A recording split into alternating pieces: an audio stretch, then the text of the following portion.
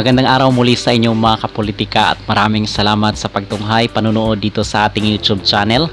Kung kayo ay bago pa lang ay huwag kalimutang mag-like at mag-subscribe muna kayo para updated kayo sa ating mga latest issues. Pag-uusapan natin sa videong ito kasi napag-usapan natin doon sa ating previous na vlog na kung saan itong si Toots Carlos at si Gemma Galanza ay kumpirmado na po na sasali dito sa Team Alas kasi ini-insist at pinipilit talaga ng itong mga fans ng Creamline, itong mga star players doon ng Creamline na isali talaga dito sa Team Alas itong si Gemma Galanza at si Toots Carlos at even si Alyssa Valdez kasi nga nagbakasyon sila doon sa Europe instead na maglaro dito sa Team Alas kasi nga naman libre naman yun, so sumama na lang sila kasi champion nga sila nung nakaraang liga. So gusto ng mga fans nitong Creamline na isali itong si Toots Carlos at si Gemma Galanza para naman dagdag puwersa kasi doon sa magiging laro natin kontra sa Vietnam dito sa FIVB Challenge Cup ay sinasabi natin na kung matalo tayo dito sa Vietnam is wala na tayong game sa next round. Okay, so it's a do or die game. And alam naman natin na itong Vietnam, gusto nating i-highlight itong sinabi ni Gia de Guzman na kung saan dati is ka-level lang natin ang Vietnam, dati yon. So marami ngayon ang nagtatanong kung matatalo ba, at ito rin ang tanong ng mga volleyball fans, matatalo na ba natin ngayon ang bansang Vietnam dahil dito kay Gemma Galanza at kay Toots Carlos. So dito tayo magbibigay ng opinion, ano ang ating personal insights at ang ating personal take dito sa pagsali nila Gemma Galanza at ni Toots Carlos. Matatalo na ba natin ang powerhouse na Vietnam? So dati nung mga nakaraang taon, nung time pa nila Alyssa Valdez is natalo nila yung bansang Vietnam kasi aminin natin so hindi, ngayon po is nag-level up na itong Vietnam. So ito yung sinasabi ni Gia de Guzman na dati lang yung ka-level natin ang Vietnam pero ngayon is nasa ibang level na po ang Vietnam. Bakit natin nasasabi yun? Kasi natandaan nyo yung game ng Thailand at Vietnam, which is umabot ng 5 set hanggang sa masungkit nung Thailand yung championship.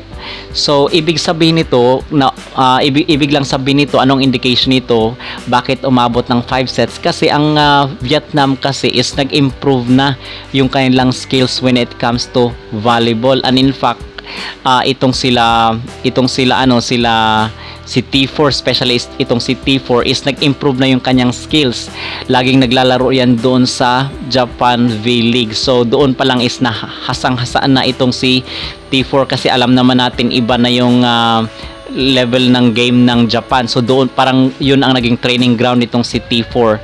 At ito rin yung dapat na paghandaan ng Pilipinas, ng Team Alas, kasi basically yung laro natin is pang Pinas lang talaga. Kailangan nating ma-expose dito sa mga international games para magkaroon tayo ng iba't ibang strategies at iba't ibang techniques or tactics dito sa paglaro ng volleyball. Hindi yung pang Pinas lang na liga. Okay, ito yung pinupunto natin dito.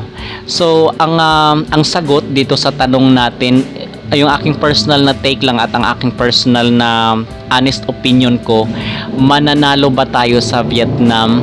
Well, unfortunately, yung sa nakikita ko ngayon dito is parang malabo pa talaga na matalo. Iwan ko sa inyo pero ito yung aking personal at honest na opinion, malabo pa na mananalo tayo dito sa Vietnam. Kasi unang-una yung factor sa height, 'di ba? Iba talaga yung height nila and matatangkad sila. And may nakita ako kasi ako ditong bakit natin 'to pinag-uusapan, kasi may nakita akong post dito sa Facebook, sa social media, na kung saan sinasabi na ang problema daw ng Pinas, ng Team Alas, is yung passing daw sa bola. Sabi dito, walang problema sa settings, nandyan si Gia de Guzman. Walang problema sa blocking, nandyan si Thea and Sharma. Walang problema sa attacking dahil firepower silang lahat.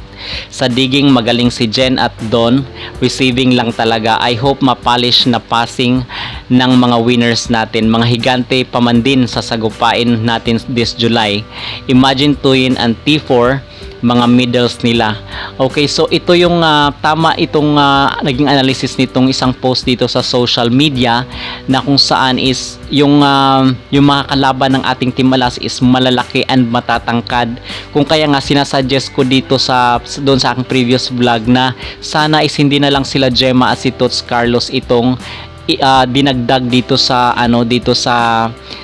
Team Alas, bagkos mag-train na lang tayo ng mga matatangkad itong sila Lapot, but hindi pa nga pwede itong si Lapot. Itong si Solomon, para sa akin siya yung pinaka fit kasi MVP siya doon sa UAP, so siya yung pinaka fit na dinagdag dito sa Team Alas. And sinasabi nga natin na wag na lang magpapalit-palit ng mga players kasi napapansin nyo dito sa Vietnam kung kaya lumakas yung kanilang team kasi kung sino yung mga naglalaro this year, sila din yung nilalaban next year. So isang isang magandang strategy. Okay, so yun lamang. As for na, other than that, ito lang yung personal take ko dito. Kung mananalo man ang Pilipinas dito sa Vietnam, dadaan muna tayo sa butas ng karayom. Kayo mga kapolitika, ano ang inyong masasabi? Matatalo ba ng Pilipinas ang Team Vietnam? Kasi base doon sa ABC Cup Challenge, parang malabo talaga. Yung Kazakhstan nga is na 3 straight sets nila na sweep nila itong Kazakhstan, na ang Kazakhstan is tumalo din dito sa Pilipinas in 3 straight sets.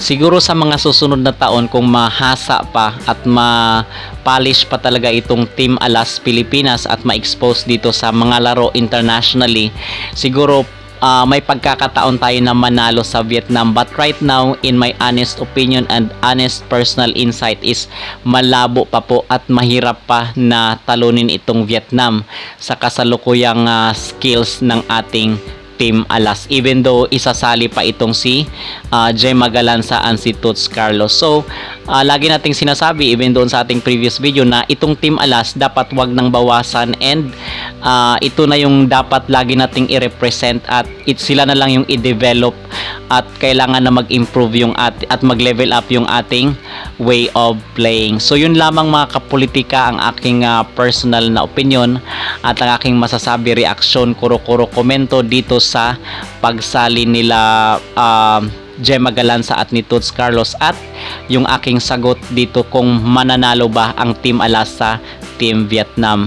Please comment down below kung kayo ay may mga personal din na opinion kung matatalo ba natin itong Vietnam, and huwag kalimutang mag-like at mag-subscribe kayo para updated kayo sa ating mga latest issues.